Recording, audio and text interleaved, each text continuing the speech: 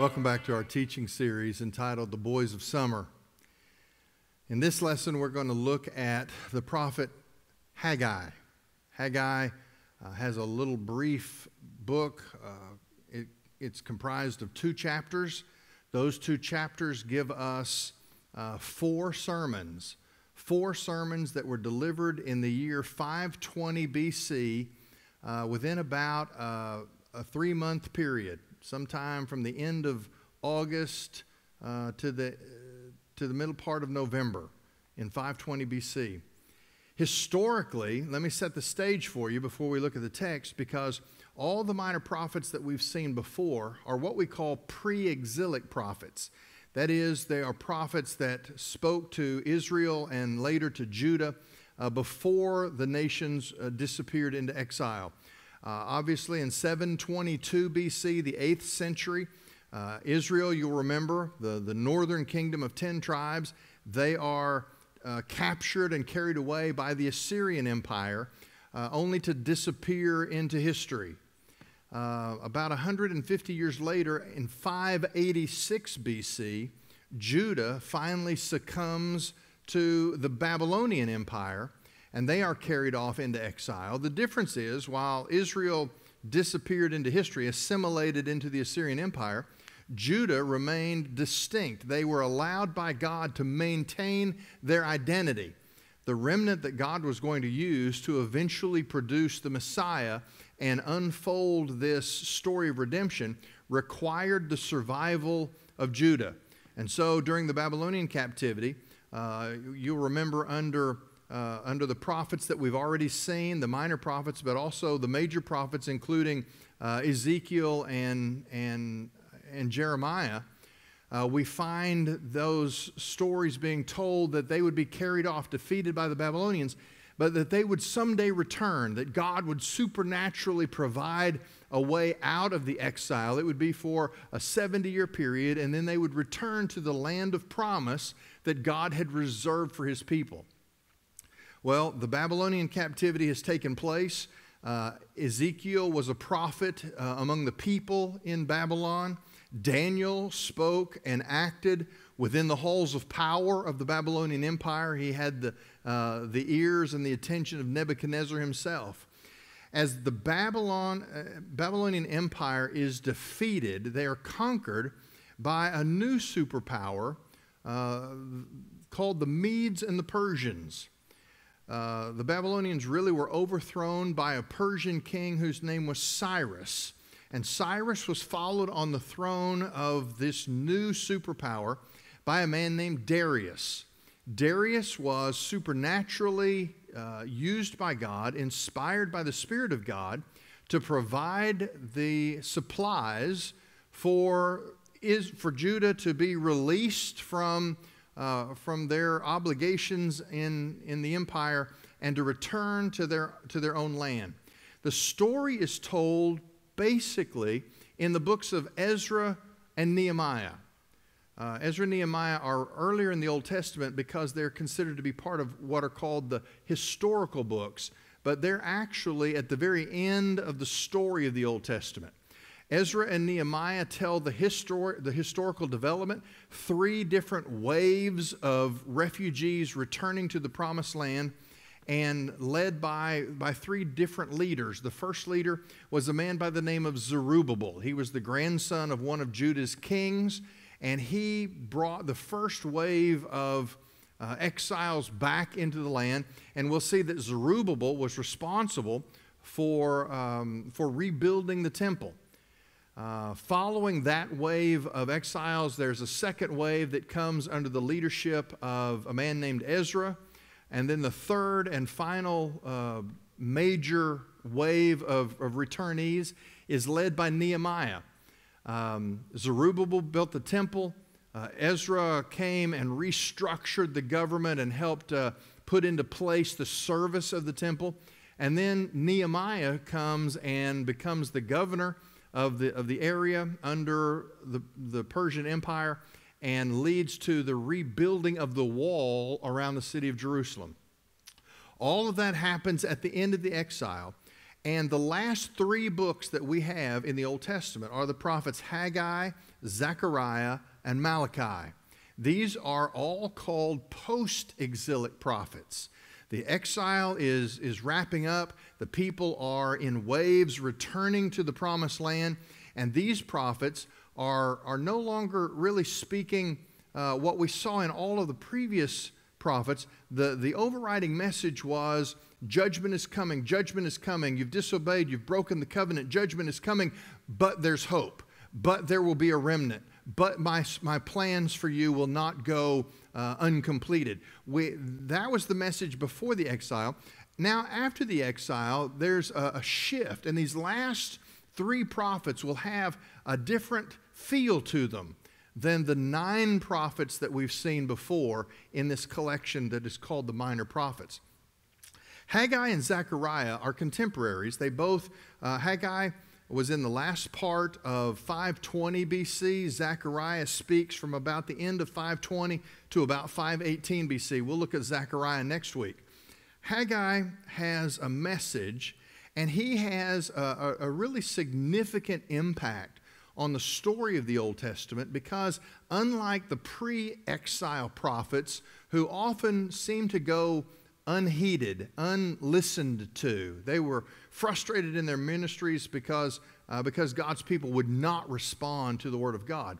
By the time the exile is over, the people don't really remember how to walk with God. They don't know how to fulfill the covenant obligations, but they generally have a mindset that says, teach us what to do. And so Haggai is a prophet at a time when the people are anxious to hear what to do. And the little 2-chapter book of Haggai is really a priceless gem for us, because in the big historical context, he's speaking to Judah about building the temple. Okay, I said the first wave of returning exiles came back under the leadership of a man named Zerubbabel. They started work on the temple, but they really sort of lost their enthusiasm, because what they did was they encountered real opposition. The people, the Assyrians and the Babylonians, the remnants that had been left in the land, they had intermarried with the leftovers that Judah left behind, those that the Babylonians didn't deem worthy to even take into exile. The intermingling of those people groups had produced a group of people called Samaritans. Now, when the Jews returned, they were so in awe of the fact that God allowed them in exile to maintain their identity, to maintain the purity of who they were as a nation of followers of Yahweh, that they had a real attitude about the Samaritans and wouldn't allow the Samaritans to be a part of anything that they were doing. As they began to rebuild the temple, the Samaritans came and wanted to volunteer, and the Jews said, no, we don't want you. You can't help with this. You're racially, you're morally, you're spiritually compromised. This is not for you. And this is where that sort of hostility between Jews and Samaritans began to develop, that we see all the way into the New Testament in the time of Jesus, when Jews and Samaritans hated each other and would have nothing to do with each other. In fact, Jews would go out of their way to avoid even putting their feet on Samaritan territory. They didn't want Samaritan dust on their sandals.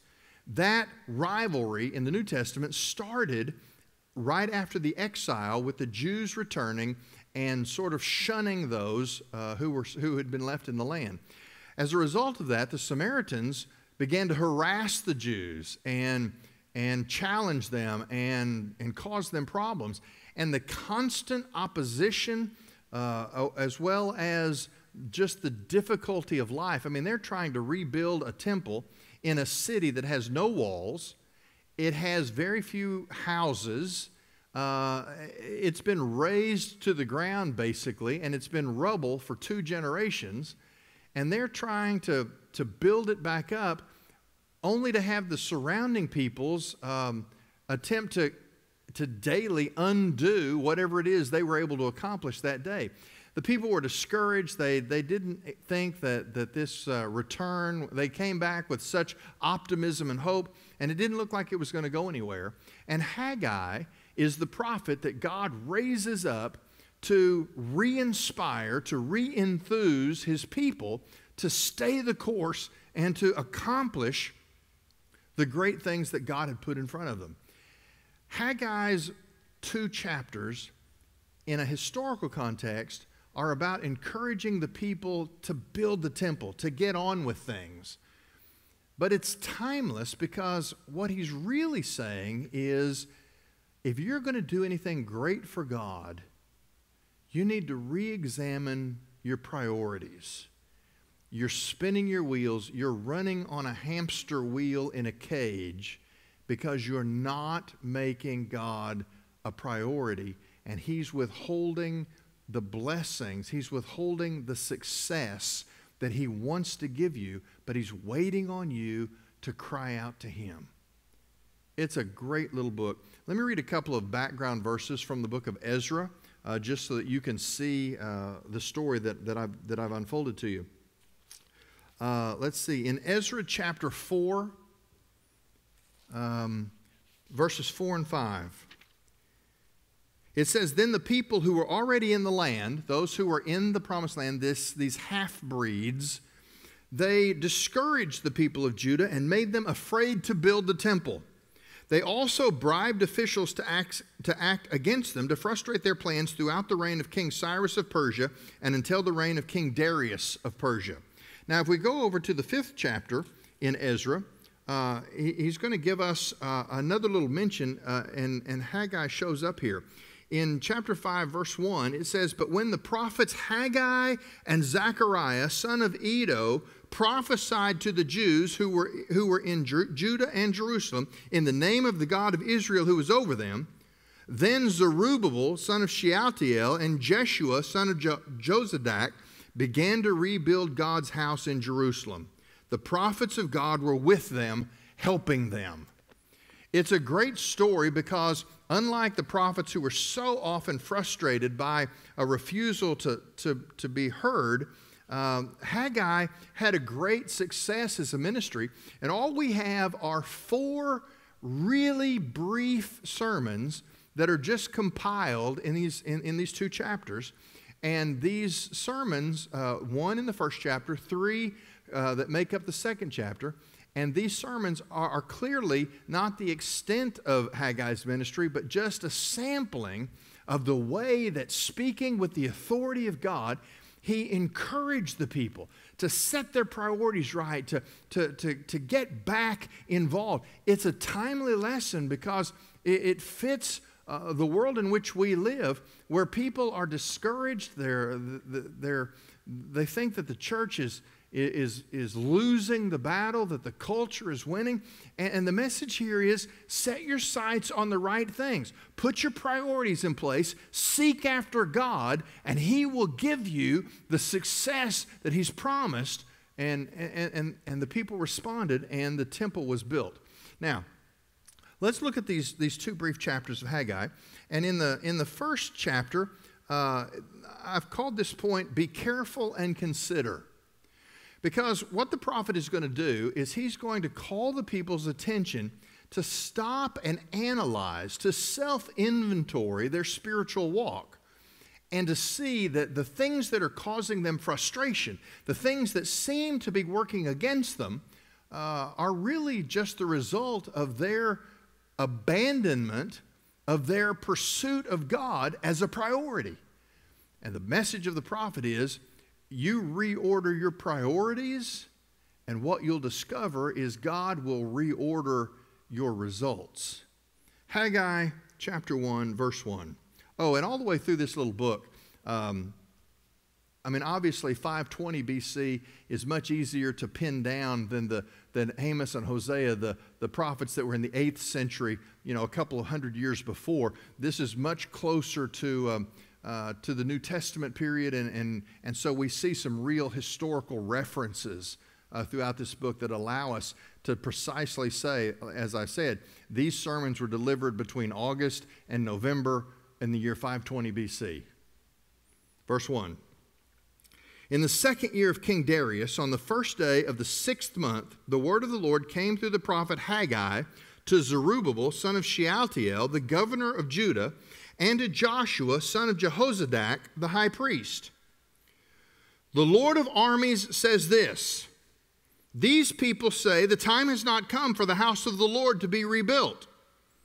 The word of the Lord came through the prophet Haggai. Is it a time for you yourselves to live in your paneled houses while this house lies in ruins? Now the Lord of armies says this, think carefully about your ways.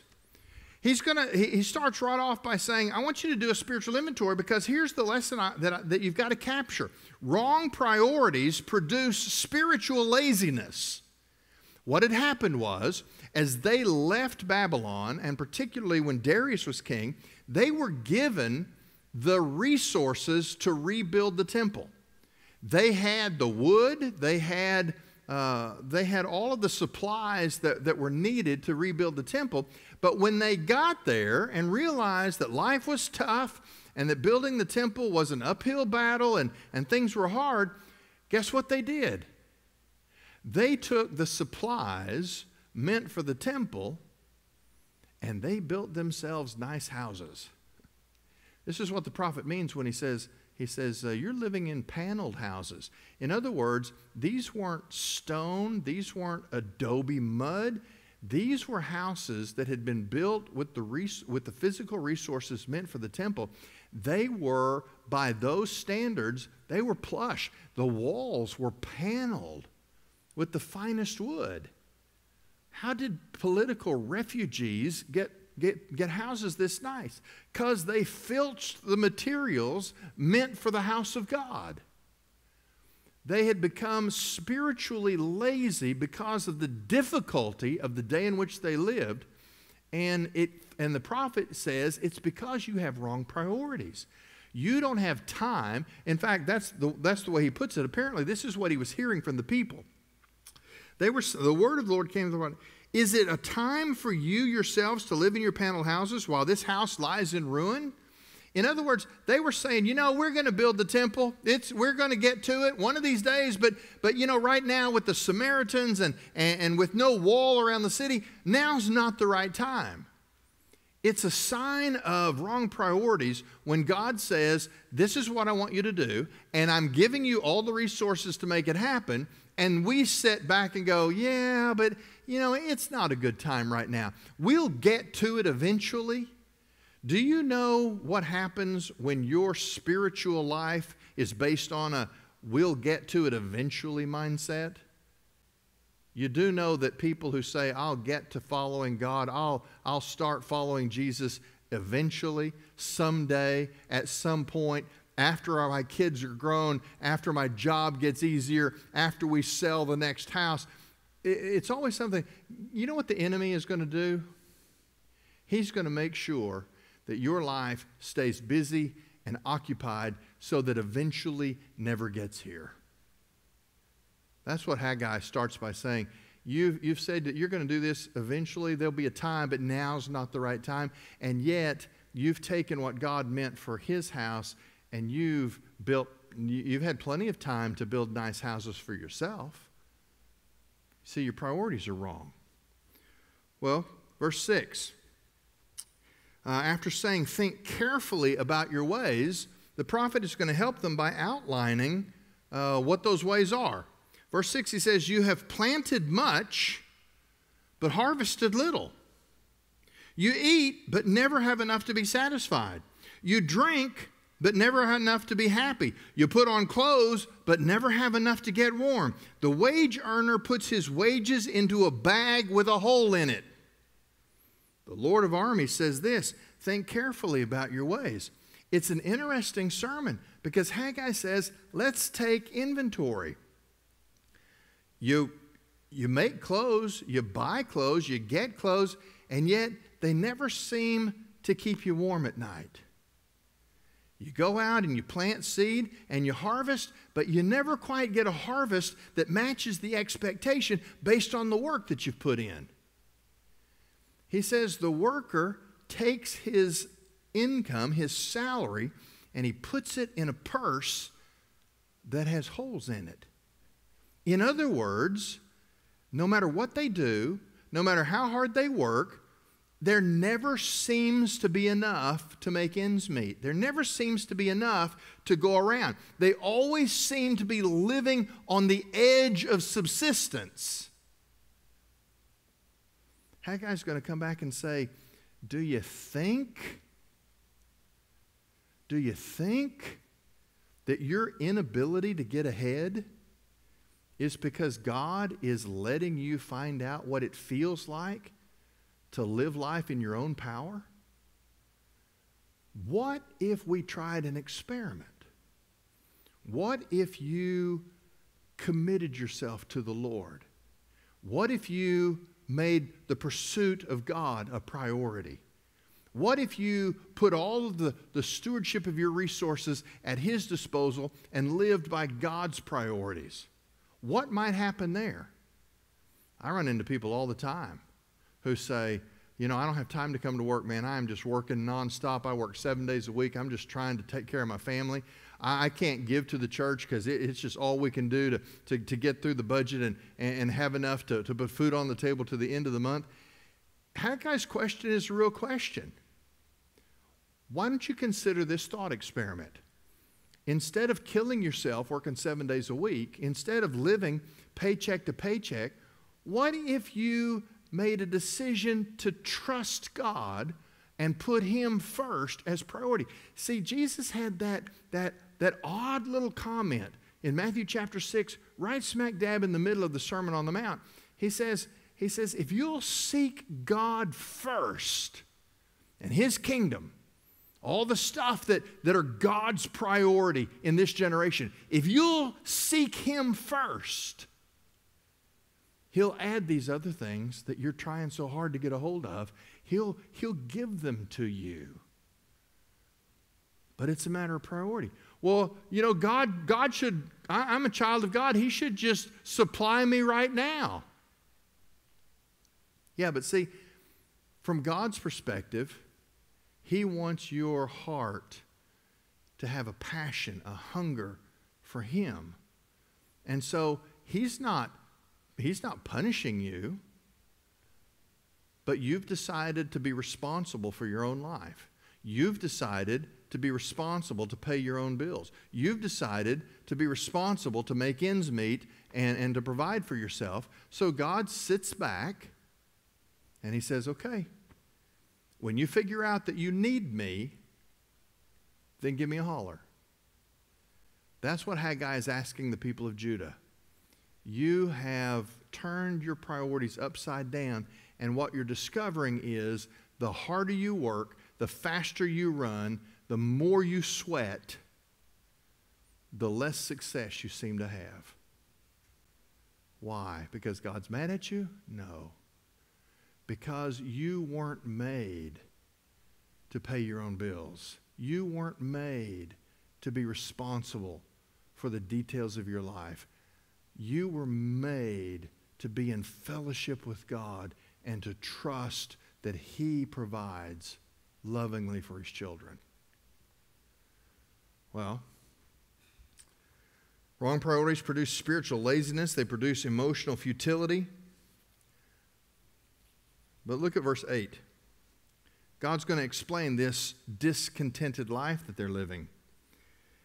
He said now twice in verse 5 and then again in verse 7, He says, think carefully about your ways. He's saying, examine your ways. See if there's a connection between the way you're living your life and the frustration of the way you're living your life. See if there's a connection there, because if the way you're living your life is only producing a frustration, an incompleteness, a discontentedness, then mentally that should tell you, I need to lead my life a different way. There must be a different way to do this that's better than what I'm doing. Verse 8, God says, go up into the hills, bring down lumber, and build the house, meaning the temple. and I will be pleased with it and be glorified, says the Lord. You expected much, but then it amounted to little. When you brought the harvest to your house, I ruined it. Why? This is the declaration of the Lord of Armies. Because my house still lies in ruins, while each of you is busy with your own house. Does that make God sound petty? Well, it might, if we didn't understand what God was doing here. Does God need a temple? Is that what it is? He's mad because they haven't built him a temple? No, God doesn't need a temple. But guess what?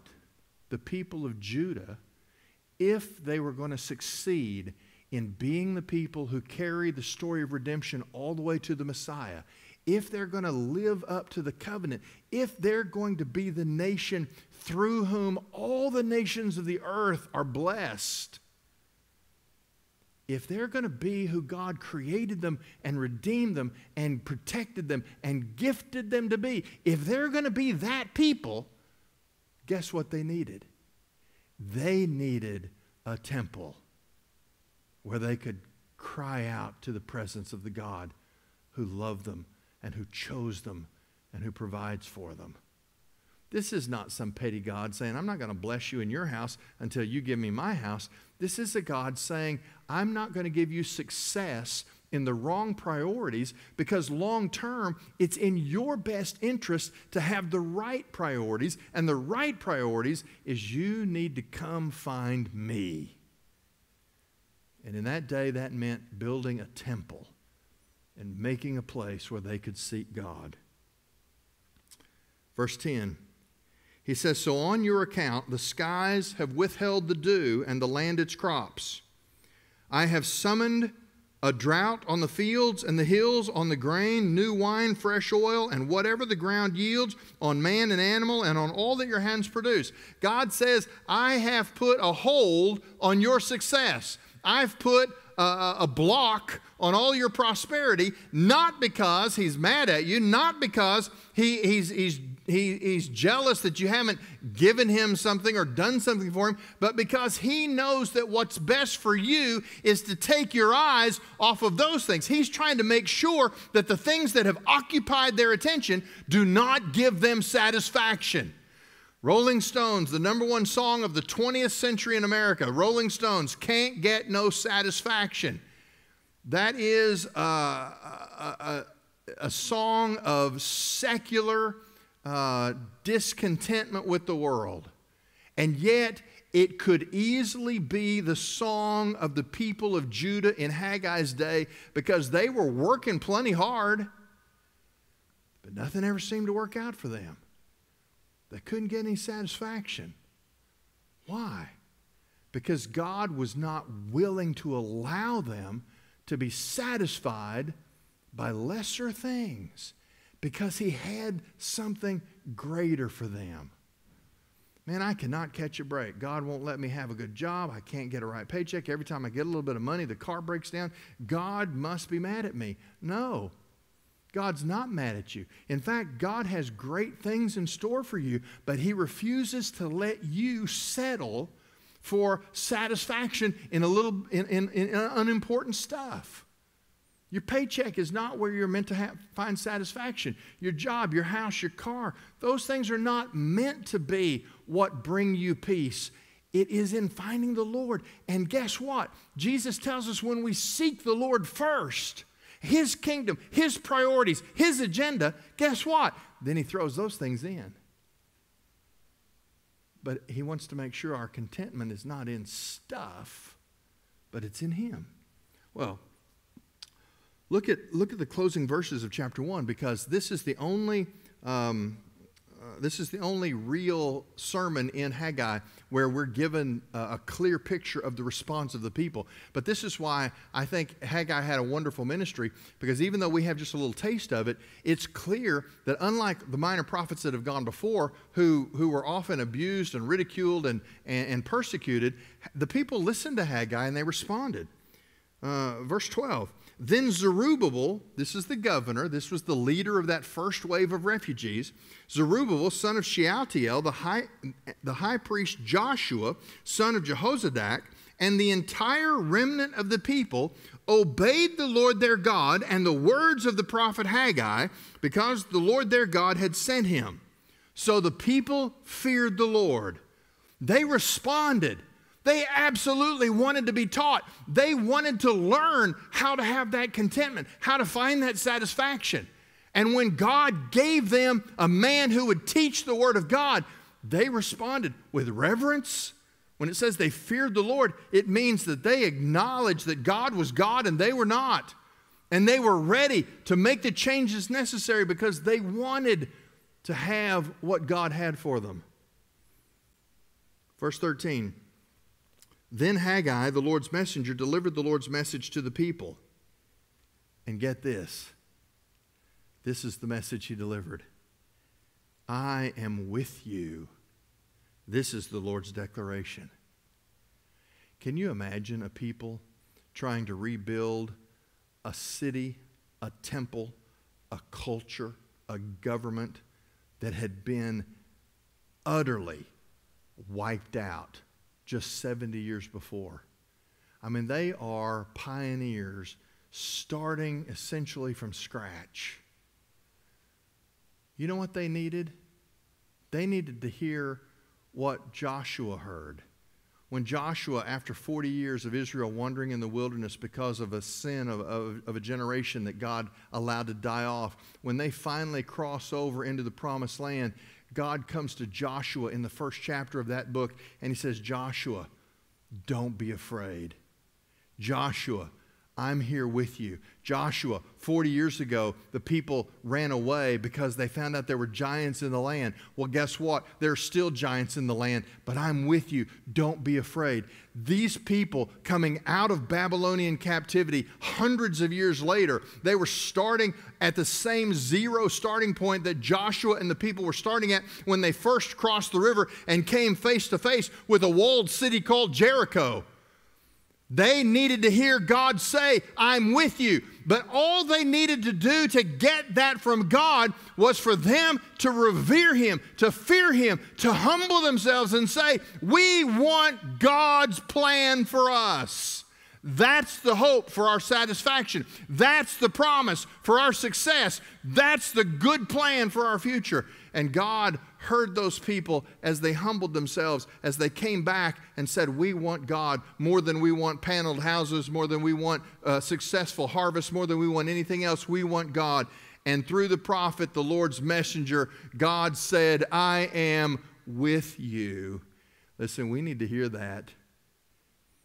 In 2020, we have to take this to heart 2 times where the Lord of Armies says, think carefully about your ways. We probably need to do some self-inventory in America in 2020. We need to ask if our discontent is in any way related to wrong priorities, to spiritual laziness, to emotional futility because we've connected our satisfaction to the wrong things. And if we hear Jesus say, seek first God, the kingdom of heaven, and all the agenda of God, His priorities, seek that first. And then satisfaction in these other things comes along with it.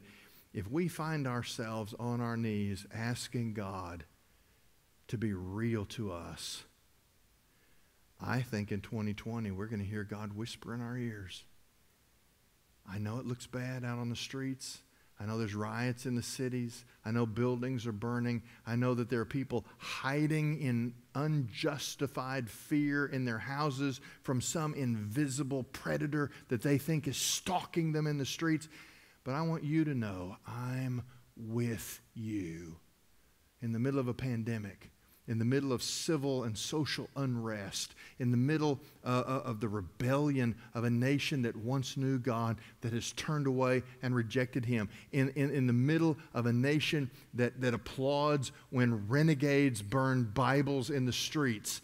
We need to be on our knees saying, God, I'm ready to pursue you. There's no satisfaction for me in this world. There's nothing in this country, in this nation, in this generation that can bring contentment. I want you, and I want you more than I want anything else.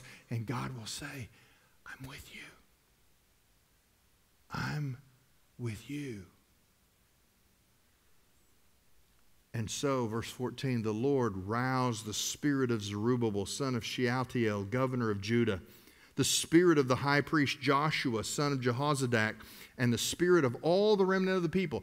God came in the midst of the people, and he stirred them up. And they began work on the house of the Lord of armies, their God, on the 24th day of the 6th month in the 2nd year of King Darius. When they got right with God, when they adopted God's priorities, guess what they did? They reworked all their schedule to put God first. And the work on the temple that had started and stopped and started and stopped, it now started, and it would not be stopped until this temple was built. Man, as much as I don't want to be Amos or Hosea or Jonah or Micah or Nahum, how cool would it be to be Haggai and to preach and to see the Spirit of God move among the people until they said nothing matters to us except what matters to God. Be careful and consider. Think about your ways. That's the story of the first chapter. But we're going to come to a second sermon at the start of the second chapter. I've called this sermon, Be Strong and Work. In the second chapter, because he tells us the exact days that these happened, that's how we know about August to November is kind of the time frame for these sermons. It's not that many days between each message that's recorded here. Chapter 2, verse 1, on the 21st day of the 7th month, the word of the Lord came through the prophet Haggai.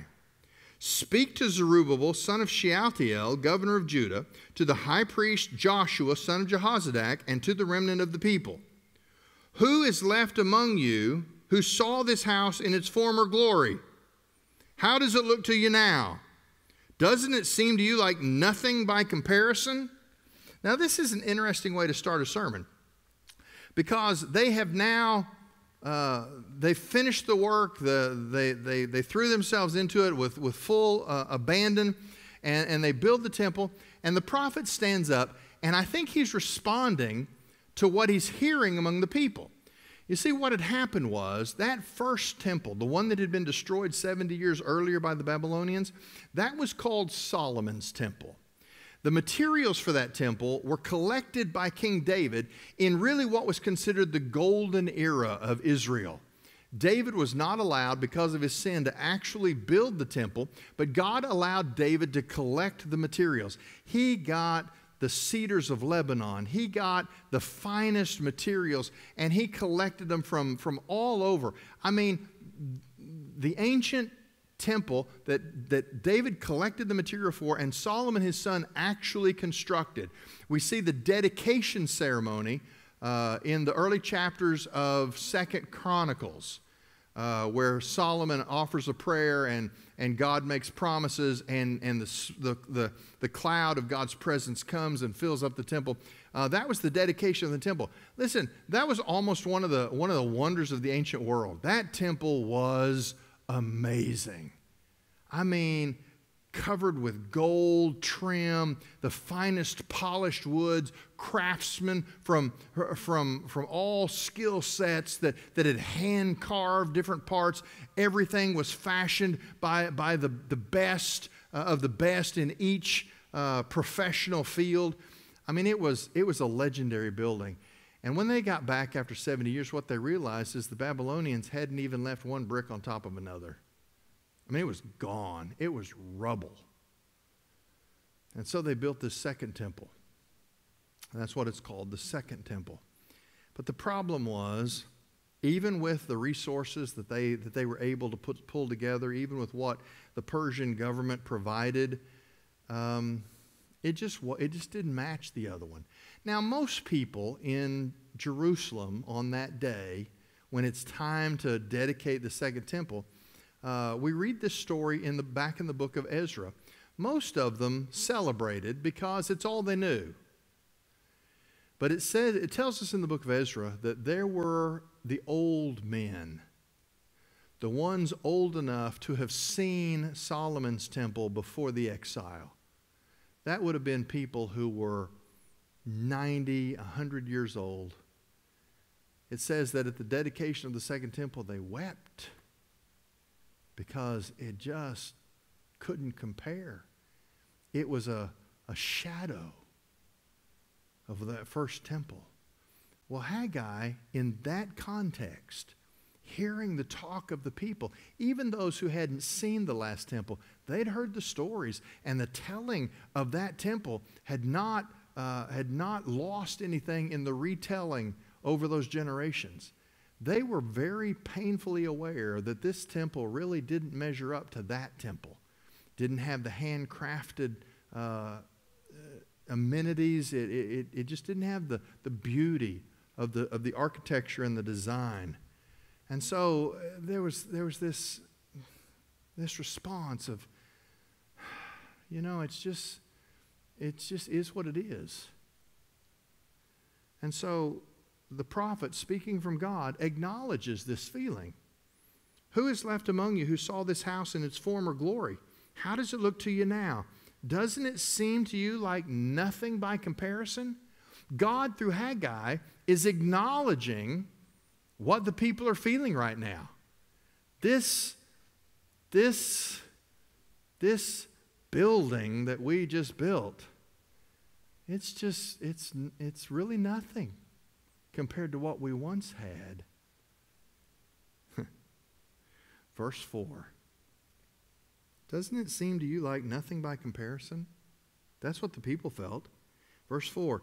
Even so, be strong, Zerubbabel.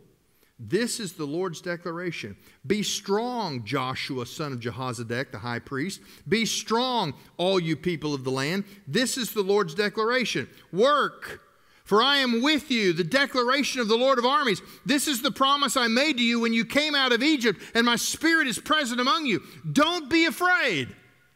He says, listen, I understand that you're frustrated, that you're disappointed. You don't think that this measures up. But I want you to understand that it was never, whether it was Solomon's temple or whether it was the second temple, it was never about the building. Take heart. Be strong. Because the God who is with you, the God who will meet with you in this new temple, is the same God who brought you out of Egypt. See, these people felt like they were starting over from scratch, and they're like, we got nothing to show for this. The building is not what it ought to be. We still don't have a city built. We still don't have walls. We're essentially at ground zero. We're starting at scratch. And God said, yeah, you are. But you remember your forefathers when they came out of Egypt and they were starting from scratch?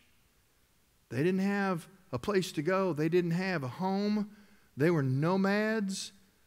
And I gave them meat and bread and water in the desert, and I protected them supernaturally from their enemies, and I brought them into the promised land, and I gave them conquest over the nations that needed to be judged. You remember? They didn't have anything either. But I was enough. You don't have much now, but it doesn't matter because you have the same God that your forefathers had. Wow. Our temptation in 2020 is to say, back in the 50s, everybody went to church. My grandparents Everybody was churchgoers. In fact, if you didn't go to church, people looked at you funny because they wanted to know what was wrong with you, because church was respected. Pastors were seen as leading citizens. There was no price to pay to go to church. You were encouraged to go to church. It was the normal thing. And look now, people look at us like we're idiots for going to church. You mean you give up a Sunday to go sit in church and listen to some guy drone on about ancient stuff that'll bore you to tears? Really? That's how you spend your day off? And we hear that enough, and all of a sudden we start to think, Christianity's not what it used to be. I don't know if church is going to survive in this country. It seems like we're losing the battle. Well, we've heard God speak twice in this little book.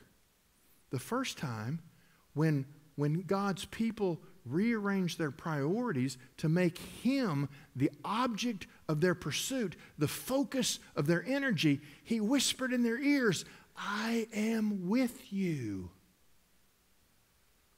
And just when they were tempted to be depressed and saddened because it looks like we're not having much success in this generation, He says, "Be strong, because I'm the same God that you have, that all those who before you had. Every miracle of the Old Testament, every miracle of the New Testament, every miracle of 2,000 years of church history, I am that God. And you are in the right moment in human history to see me act mighty for my name's sake. Get up. Be strong. Get back into the fight. Work. That's the word He uses. He says, work. For I am with you. The declaration of the Lord of Armies. I love that. I'm reading the Christian Standard Bible, and all the way through the Old Testament, what is translated in other translations as the Lord of Hosts. That may be the more familiar term that you've heard, the Lord of Hosts. It's really an old-fashioned way. A host was an army, a collection of soldiers. So the Lord of Hosts really is the God of angel armies. But I love that this translation across the board takes that phrase, the Lord of Hosts, and translates it, the God of armies. The Lord of armies, Yahweh of armies. I love that because host doesn't have the punch in our generation. The word has lost a little bit of its oomph, of its power. I like being told I'm with you by Yahweh, the God of armies. We have nothing to fear. Before World War II, before the United States got into World War II, in his first inauguration, it was Franklin Roosevelt who made that famous statement, trying to bolster the courage of Americans with the Nazi threat on the horizon. He said, "You have nothing to fear but fear itself." And that was a powerful speech, and it's entered into the psyche of the American people. But I would say for a follower of Jesus, you have nothing to fear but fear itself. As powerful as that is, I like this better. You have nothing to fear because the God of armies is with you. Man, we got to hold on to that. Every time you read the news, go find a verse that says the God of armies is with you. Every time you hear about another riot, every time another policeman is injured in the line of duty, every time there's another shooting at a school or some public place, and we say that every time somebody criticizes the church as being irrelevant, you go back to the Old Testament and you find a verse that says the God of armies is with you. We need to recite that. We need to be reminded of it. These people felt like they really didn't have much going for them. The temple wasn't what it used to be. The city didn't have buildings for the most part. The walls were still broken down. I mean, they felt like they were really in a losing place. But they weren't once they realized that the God of armies was with them. So listen to what he has to say. This is a part of this second sermon. verse 6. For the Lord of armies says this, once more in a little while, I'm going to shake the heavens and the earth, the sea and the dry land. I will shake all the nations so that the treasures of all the nations will come, and I will fill this house with glory, says the Lord of armies. The silver and gold belong to me. This is the declaration of the Lord of armies. The final glory of this house will be greater than the first, says the Lord of armies. I will provide peace in this place. This is the declaration of the Lord of armies. Look at what he said. He starts this sermon by saying, how many of you remember the first temple? This one really doesn't measure up, does it? I mean, the prophet just acknowledges what the people are already thinking.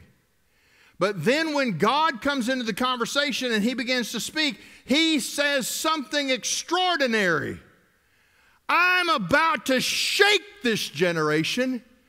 And when I show up in my presence, the glory of this building will far exceed anything that happened in that first one. Why? Because it was never about the building. It was always about the presence, the power, the glory of God in the middle of his people. He's telling them what he's telling us. Don't judge the cause of Christ by the visible limitations of our generation. Don't judge the church by those church buildings that are closing their doors because the people have abandoned them. Don't judge the church by the appearance that the culture is taking over and moving in another direction, because God is going to do something among his people. He's going to shake the heavens. He's going to rattle the earth, and his presence is going to descend on his people. And the glory that we see in our generation, I am convinced today, more than I have ever been in the 40 years of ministry that I've been preaching the Word of God, we're going to see the glory of God more ahead of us than anything we've ever seen behind. I think God's getting ready to shake some things. And I think he's waiting for a people to once again make him their absolute, unrivaled priority. And with those people, it's not going to be about our buildings. It's not going to be about our ministries. It's not going to be about what the world thinks of us. I think God is going to show up and make himself known. Now, I know there's an eschatological school of thought that says, you know, the world's just going to get worse and worse. It's just going to get worse and worse. The Bible tells us the world's going to get worse and worse. Yes, it does. The Bible does tell us that. It tells us that eventually there's going to be an Antichrist. Eventually, all that's going to happen. But you know what's missed in all of that? Is that God is still harvesting the victory of lost, dead souls who are coming to life, and he's doing it all through that season. We may say, I think the return of Jesus is right around the corner, which means the coming of the Antichrist is not too far down the road. I don't disagree with those statements. I think that's probably accurate. I think Jesus is coming back soon. I think the Antichrist is on his way. But I also think that God has got some shaking to do before those things happen. And I am not willing to go dig a hole and hide in some underground bunker because I've thrown up my hands and said the church is no more. The church is what it's always been, and it is the bride of Christ. It's being purified in these last days. That means God's up to something. He's going to do some shaking. There's going to be some rumbling going on, and I'm not going to be in a hole in the ground missing it. I want to be front row center because I want to see the God of armies show himself mighty. I've waited a generation. It's my time. It's your time. In the words of Haggai, 2,500 years ago, they ring in our ears today like Haggai is speaking to us. The God of armies is our God, the God of the Red Sea, the God of the Mount of Sinai, the God of the Promised Land conquest, the God bringing his people out of exile. This is our God. There's a third sermon. I've entitled this one, Be Pure and Win. It starts in verse 10 of chapter 2. It says, On the 24th day of the 9th month, in the 2nd year of Darius, the word of the Lord came to the prophet Haggai. This is what the Lord of Armies says. Ask the priest for a ruling. If a man is carrying consecrated meat in the fold of his garment, and it touches bread, stew, wine, oil, or any other food, does it become holy? The priest answered, No. Then Haggai asked, If someone defiled by contact with a corpse touches any of these, does it become defiled? The priest answered, It becomes defiled. Then Haggai replied, So is this people, and so is this nation before me. This is the Lord's declaration. And so is every work of their hands, even what they offer there is defiled. What's he talking about? This sermon is what is called the Law of Defilement. Basically, in the Old Testament, they understood that there were certain things that were considered unclean. And contact with those unclean things made whatever was in contact with it become unclean. And he says, go to the priest and ask for a ruling. The priest supposedly knew the law. And he said, ask him this question. If you're carrying something in the fold of your shirt, if you're carrying it home and it's consecrated, that is, it's clean, it's holy, and it touches something that's spoiled, what happens? Does the spoiled thing become clean, or does the clean thing become spoiled? Well, we know how that works. I mean, what if you ever pull cheese out of your refrigerator and it's in a container and you open it up and you go, oh, it's got green stuff on it. You ever had that happen? Oh, green stuff on my cheese. Well, I'll just take this fresh cheese and I'll just put it on top of this cheese and I'll close the container and I'll stick it back in the refrigerator. Because the fresh cheese will bring the spoiled cheese back to freshness. No, we know intuitively that's not the way that works. What happens if you put the fresh cheese on top of the spoiled cheese? The decay is infectious. The fresh cheese is pretty quickly going to be spoiled cheese. Well, the point that he's making here is, let's read ahead because I want you to see. He's setting up this issue because he wants the people to understand about their work on the temple. Verse 15, he says, Now from this day on, think carefully. Before one stone was placed on another in the Lord's temple, what state were you in? Meaning, what spiritual condition were you in before you started work on the temple? When someone came to a grain heap of 20 measures, it only amounted to 10. When one came to the winepress to dip 50 measures from the vat, it only amounted to 20. I struck you, all the work of your hands, with blight, mildew, and hail, but you didn't turn to me. This is the Lord's declaration. He's flashing them back to before the construction of the temple. He says, remember the spiritual condition you were in. You weren't following me, and so I let these things happen to you to give you a lack of contentment, a dissatisfaction with the things that you thought were most important. He's saying, I want you to remember that. I want you to think back to the way you were before you started following me. You experienced a dissatisfaction because your priorities were in the wrong place. Then he says this, verse 18. From this day on, see, he's had them flash back, but now today's a turning point. From this day on, think carefully.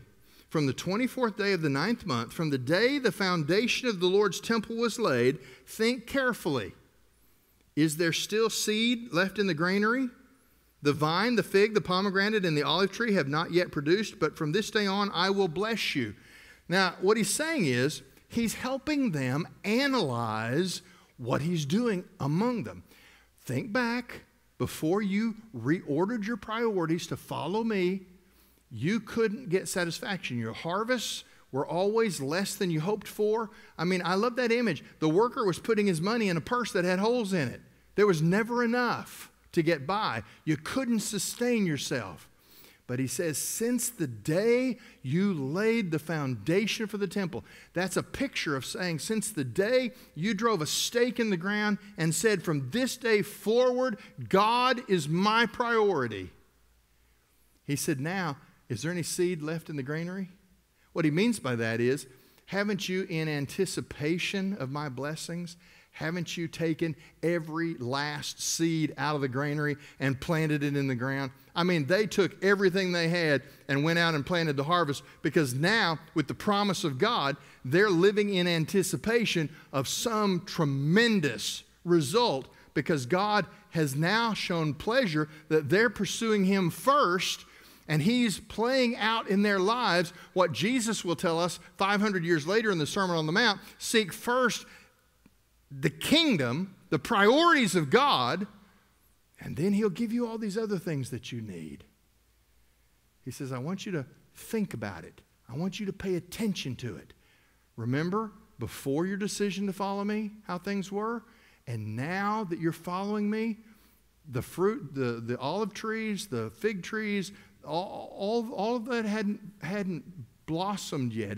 You haven't seen the harvest, but I'm telling you right now, I'm going to bless you. It's a great reminder of God saying, be aware. Don't forget what life was like when you weren't following me faithfully. And then compare the difference of the way your life goes when you do follow me faithfully. Well, the fourth sermon in this little book are just in these the last 4 verses of chapter 2, beginning in verse 20. It says, the word of the Lord came to Haggai a second time on the 24th day of the month. Speak to Zerubbabel, governor of Judah. I am going to shake the heavens and the earth. I will overturn royal thrones and destroy the power of the Gentile kingdoms. I will overturn chariots and their riders. Horses and their riders will fall, each by his brother's sword. On that day, this is the declaration of the Lord of Armies, I will take you, Zerubbabel, son of Shealtiel, my servant. This is the Lord's declaration, and make you like my signet ring, for I have chosen you. This is the declaration of the Lord of Armies. Now, let me tell you what he's talking about there. In the first sermon in chapter 1, he said, consider, be careful and consider why you're not content, why you're not satisfied. Recognize the missing element. It is my presence, my priority in you. The second sermon, get to work. Don't be afraid. I know you think that you can't produce anything of any great value or glory. I know you think your temple is not what it once was, but I'm telling you, I'm about to shake some things around here, and I'm going to make myself known, and you're going to see my glory in a way you've never experienced in your lifetime. And then he says, I want you to remember what life was like then versus what life is like now. Stay aware. Don't let the enemy slip you up. Pay attention to what happens in your life as you follow me. Then he finishes with this fourth sermon, and it's a message directly to Zerubbabel. Now let me tell you about Zerubbabel. Zerubbabel was a descendant of kings. It turns out, by the time we get to the New Testament, we find out that Zerubbabel is in the line, the genealogy that leads to Jesus. Now what that means is he is speaking in Haggai to Zerubbabel, he's not king, but he is the governor, but he's of royal descent. He's in that line that God will use to produce the Messiah. Now if we go all the way back to David, God promised David that his house would rule forever. You say, well, there was Solomon, his son, and then there was Rehoboam, his grandson, and then that's it. No, what God is outlining throughout the Old Testament is, in a real elegant way that I don't really have time to go into right now, in a real eloquent way, God produces a Messiah. He comes in Christ in the New Testament in the physical line of descent that passes through Mary, and in the royal line of descent that passes through Joseph. And in Christ, there is this elegant solution in the virgin birth that all of God's promises, even the promises that seem to be contradictory. For example, the promise that says to David, "You will rule Israel forever," versus the statements made to Rehoboam that I will remove the authority of your house and take it away from you. Well, how does God make the line of David rule Israel forever and yet take that very authority away from the family of David? Well, he does it in this way where there is a physical descent and there is a parallel royal descent, and Zerubbabel is in that line of royal descent. And so in speaking these words to Zerubbabel, these last four verses of the book of Haggai are one of the really great messianic prophecies of the Old Testament, with Haggai speaking on behalf of God to Zerubbabel, who stands on behalf of the Messiah. Now, let's think about it again. If Haggai is the representative of God in this conversation, and Zerubbabel himself is not the Messiah, but he stands as the representative of the Messiah because of the royal line that passes through him, now read these words again as though God is speaking to the Messiah.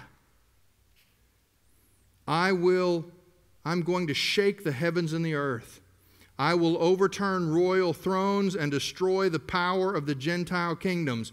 I will overturn chariots and their riders. Horses and their riders will fall, each by his brother's sword. On that day, this is the declaration of the Lord of Armies, I will take you, my servant, and make you like my signet ring, make you the precious mark of my personal authority. For I have chosen you. This is the declaration of the Lord of Armies. Why does Haggai finish with these verses? It's because this is what the people needed to hear. They've put all this energy and effort into rebuilding the temple. Why did they need a temple? Well, because they needed to be able to make their way into the presence of God. It needed to be a central location that the nation could rally around. It was the site of where people would come for their festivals and the reimplementation of the regulations of the Old Testament law as they rebuilt Judah. The temple was important for lots of different ways, but what did they really need to understand? What they really needed to hear was the temple's not for our generation. We stand in a heritage that we have received, and by our efforts of building this second temple, a heritage that we are handing down, because the drama, the story of redemption is continuing to unfold, and God is letting us play a part. They needed to see the temple not as it fit in their generation. They needed to recognize that they were a part of a drama that would lead to the fulfillment of the promises made to Abraham. All the nations of the earth will be blessed through you. We're 2,500 years after Haggai.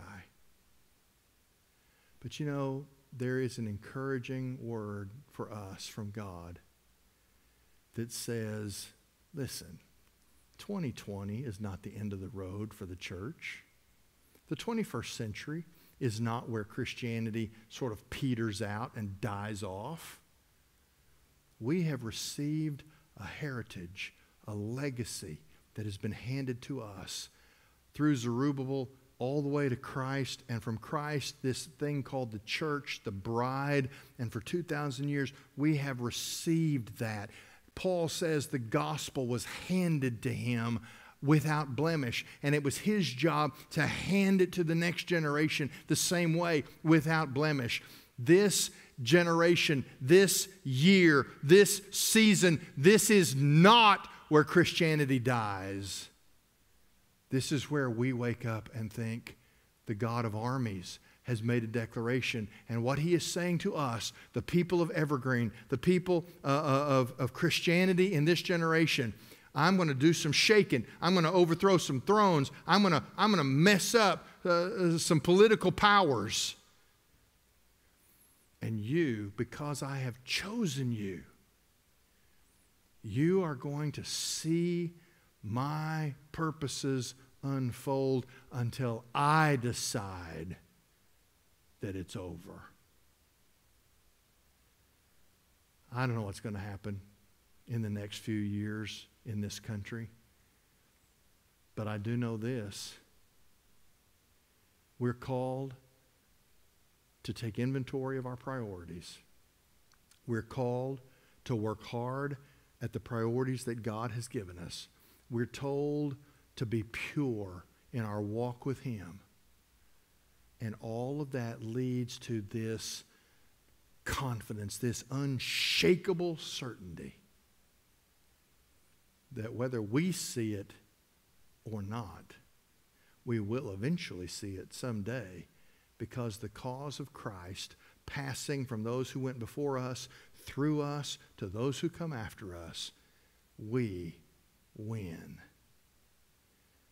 Haggai, 2 brief little chapters, but an awesome reminder that there is nothing in 2020 to drive us to despair, because God is God, and He is for us just like He was for them, Yahweh, the God of armies.